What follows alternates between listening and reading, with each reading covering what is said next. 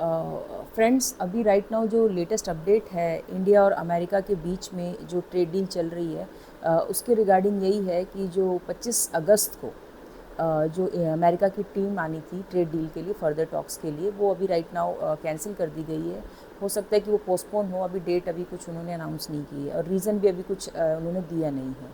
तो अभी right now क्या है कि 27 अगस्त से इंडिया पे जो फर्दर टैरिफ लगना था, कई एक तरीके से पहले 25% टैरिफ था और फर्दर जो उन्होंने एक्स्ट्रा जो टैरिफ लगाया था वो मिला के टोटल जो है 50% टैरिफ हो जाता इंडिया के जो प्रोडक्ट्स अमेरिका में जो इंडिया एक्सपोर्ट करता है उन गुड्स के ऊपर।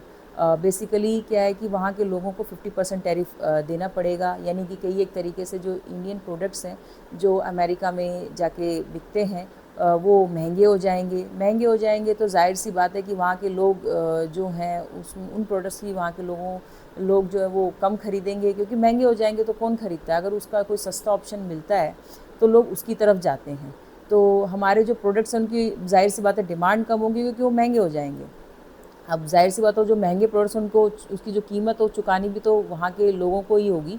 एक तरीके से इंडिया में जो एसएमई है और जो मैन्युफैक्चरिंग कंपनी है जो एक्सपोर्ट करती हैं या और फर्दर जो हैं जो एक्सपोर्ट करते हैं, उनको शुरू में जो ये इम्पैक्ट तो होगा, नो डाउट।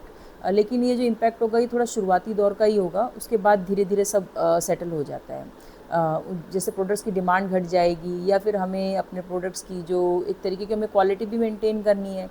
अब क्या है कि प्रोडक्ट की डिमांड भी कम होगी, क्योंकि वहाँ फिर वही कम्पिटिटिव प्राइस जो एक कंपटीशन होता है एक तरीके से मार्केट में, उसके साथ हमें कम्पीट भी करना है। अब आगे चल के क्या होगा, इनका इम्पैक्ट ये होगा कि यहाँ पे भी बहुत सारी जो जॉब्स है कंपनीज़ में वो लोगों की जाएंगी। अब देखते हैं कि 50% टैरिफ के अलावा और क्या सैंक्शंस अमेरिका इंडिया पे लगाता है, क्योंकि अभी राइट नाउ जो पीस टॉक हुई है अमेरिका और पुतिन के बीच में, अपने अलास्का में हुई है, और देखा ही होगा कि वो पीस टॉक किस तरीके की थी कि अमेरिका ने अपने B-2 बॉम्बर्स ऊपर से उड़ाए हैं। जब पुतिन वहाँ पे आए, रेड कारपेट उनका वेलकम किया गया है। और साथ में एक तरीके से देखा जाए F-22 फाइटर्स भी वहाँ पे मतलब उड़ाए गए। ऐसी पीस टॉक मैंने पहली बार देखी है कि जो फाइटर्स के हेल्प के साथ मतलब एक तरीके से उनके बीच में वो टॉक हुई है। वैसे ये टॉक मतलब एक ठीक ठाक सी थी, कोई फ्रूटफुल तो वो टॉक नहीं थी। पर अब हम देखते हैं कि जनता जो है, लोग वहाँ के कैसे रिएक्ट करते हैं। जो अमेरिका जो प्रेशर बनाना चाहता था कई एक तरीके से इंडिया के ऊपर या फिर पुतिन के थ्रू, पुतिन वहाँ पे बहुत ही कैजुअल लगे, ठीक लगे, और लगा नहीं कि वो किसी भी तरीके के प्रेशर में हैं। और ये मीटिंग एक तरीके से कहीं ना कहीं पॉजिटिव, तो मतलब उन्होंने तो बताया ही है कि अमेरिकन प्रेसिडेंट ने कि ये पॉजिटिव हुई है, कुछ फ्रूटफुल हुई है। लेकिन ये हम अगर कोई मुझसे पूछे तो मुझे नहीं लगता कि इसका कोई ख़ास सॉल्यूशन निकला, क्योंकि अभी राइट ना वो जेलेंस्की से बात करेंगे और तब आगे जाके फर्दर ये मीटिंग आगे की। देखिए, आपने सुना ही होगा कि जो पुतिन है जो रशिया के प्रेसिडेंट, उन्होंने कहा कि नेक्स्ट मीटिंग जो होगी वो रशिया में होगी। बेसिकली दो देशों के बीच में युद्ध चल रहा है और जो दूसरा देश है उसको बुलाया ही नहीं गया। अगर आप पीस टॉक करें तो दो देशों को बुलाया जाता है पीस टॉक के लिए, लेकिन जेलेंस्की को तो बुलाया ही नहीं गया इस मीटिंग में। बेसिकली यहाँ अगर आप देखेंगे तो एक तरीके से रशिया की जीत है, क्योंकि वो उसको एक अपर हैंड है और वो युद्ध जारी रखेगा। अमेरिका चाहता है कि ये युद्ध ना हो, और रशिया चाहता है, रशिया से कंटिन्यू करेगा, क्योंकि उसके पास अब राइट नाउ उसे पैसा चाहिए था, वो सब उसे मिल ही रहा है, चाहे चाइना के थ्रू चाहे इंडिया के थ्रू। इंडिया अपना तेल खरीदना जारी रखा है, ऐसे ही सेम चाइना भी रखे हुए हैं। तो उसकी इकनॉमी पे ऐसा कोई बड़ा इम्पैक्ट नहीं लगा जो अमेरिका ने और जो यूरोपियन कंट्रीज़ ने सोचा था मिल के कि हम इन पर रशिया के ऊपर जो फर्दर सेंक्शंस लगाएंगे उससे जो इम्पैक्ट आएगा रशिया के ऊपर बहुत बड़ा आएगा। लेकिन ऐसा कुछ इम्पैक्ट आया नहीं।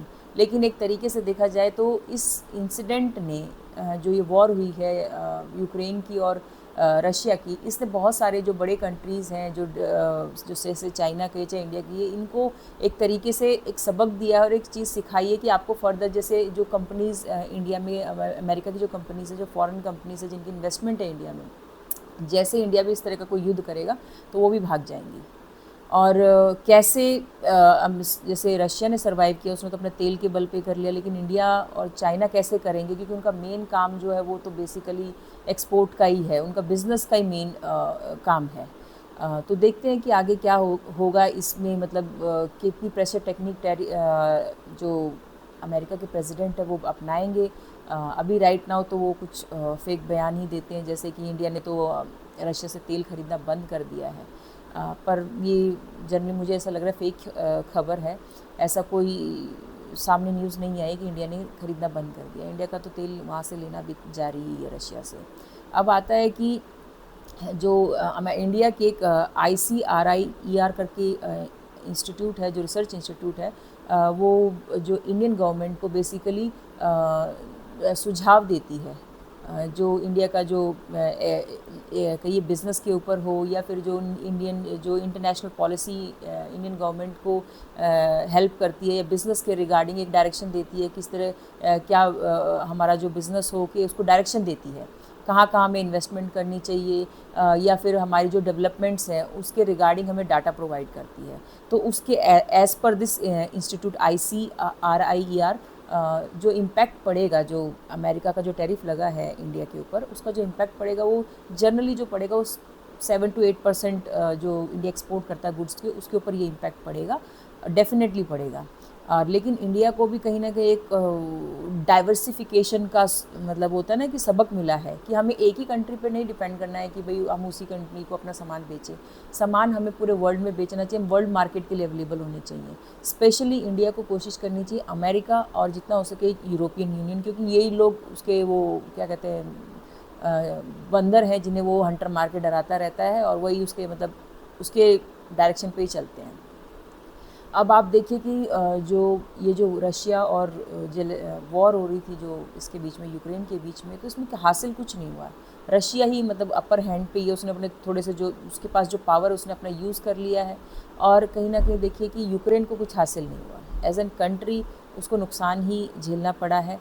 एक तरीके से देखिए, एक हो सकता है जेलेंस्की को पर्सनल लेवल पे बहुत फ़ायदा हुआ, अगर लेकिन एज अ जो कंट्री है जो यूक्रेन को, उसको लॉस ही झेलना पड़ा है। कितना मैसिव लेवल पर डिस्ट्रक्शन हुआ है, और जो ज़मीन अभी राइट ना जो पीस टॉक अगर फर्दर होगी तो उसमें जो रशिया डिमांड करेगा कि उसने जो एरिया कब्जा लिए वो तो उसे मिलेंगे ही मिलेंगे, ठीक है। और जो बाकी जो अमेरिका अपना पैसा मांग ही रहा है यूक्रेन से, जो उसने दिया है अपने हथियार वगैरह सप्लाई करके, तो वो जो उनके जो क्या वो खनिज जो हैं जो ये वहाँ पे खुदाई करेगा, तो अमेरिका अपना कुछ परसेंट वहाँ से लेगा, तो कुछ हासिल नहीं हुआ। तो कहीं ना कहीं अभी राइट नाउ अमेरिका अपने जो रिलेशन है इंडिया के साथ दिन पर दिन ख़राब कर रहा है। आगे चल के थोड़े और ख़राब होंगे जब तक कि प्रॉपर डील नहीं हो जाती। और डोनाल्ड ट्रम्प ने एक नॉर्मल जो टैरिफ की जो डील्स है उनको एक कितना बड़ा मुद्दा बना दिया। एक तरीके का आप देखेंगे कि ये पहली बार हुआ है कि इसे एक वॉर बनाया है। ये एक नॉर्मल डील्स होती थी, बिज़नेस डील्स होती थी, इसको एक बड़े लेवल पर उन्होंने इसकी PR की है, मार्केटिंग की है और अपना दबदबा कायम करने की कोशिश की है। अब इस टैरिफ जो 50% जो अतिरिक्त ये लगेगा टैरिफ होगा, तो इससे क्या होगा कि हमारा जो एक्सपोर्ट कम हो जाएगा। एक्सपोर्ट कम हो जाएगा तो जो डॉलर है, जो हम कहते हैं ना कि विदेशी मुद्रा जो हमारे पास होती है वो कम हो जाएगी, और जिससे क्या होगा, डॉलर मजबूत हो जाएगा, रुपया जो है वो कमज़ोर हो जाएगा। तो अभी हम जनरली इंडिया सोच रहा है कि अपने जो प्रोडक्ट्स हैं उनको कैसे डाइवर्सिफाई किया जाए, और जनरली क्या होगा, जो इलेक्ट्रॉनिक्स आइटम्स हैं और जो दूसरे और गुड्स हैं जो हम अमेरिका से इंपोर्ट करते हैं, क्योंकि इंडिया भी जवाबी टैरिफ तो ज़रूर लगाएगा, तो वो भी महंगे होंगे, हमारे यहाँ पे भी महंगे होंगे, और जो वहाँ हम सप्लाई करते हैं वो भी एक तरीके से महंगे हो जाएंगे। तो फ्रेंड्स, आपकी क्या राय है, क्या आप मतलब इस पर क्या सोचते हो आप मुझे कमेंट करके बताएं कि आगे फर्दर क्या होगा इस डील में। अगर आपको मेरी बात या मेरी विचार अच्छे लगे तो प्लीज़ आप मेरे चैनल को लाइक और सब्सक्राइब ज़रूर करें। Thank you.